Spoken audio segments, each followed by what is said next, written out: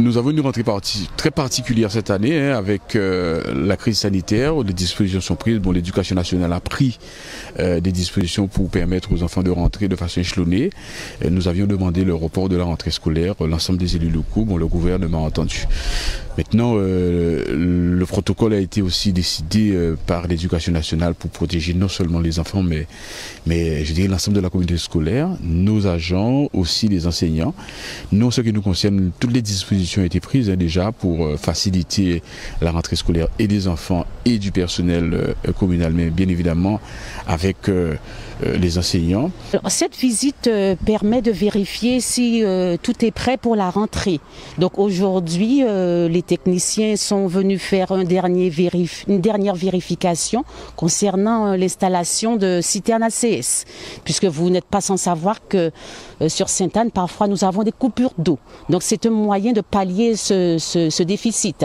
Effectivement, l'eau est très importante et nous nous organiserons en fonction des moyens que nous avons parce que la mairie nous fournit des bouteilles d'eau et nous avons également les 2 citernes qui permettront de pallier ce manque. Donc par conséquent, globalement, nous avons réussi effectivement à mettre en œuvre, malgré les difficultés et les contraintes liées aussi à notre personnel, certains personnels qui ont été atteints du Covid.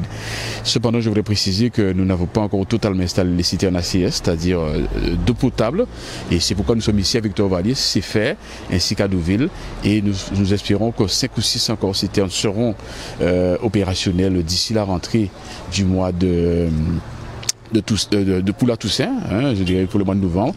Et évidemment, le marché a été lancé pour l'ensemble les autres, parce que c'est quand même 17 citernes en tout, pas simplement 17 citernes ACS, c'est-à-dire d'eau potable, pas simplement pour les écoles, mais aussi pour la crèche, pour les réfectoires.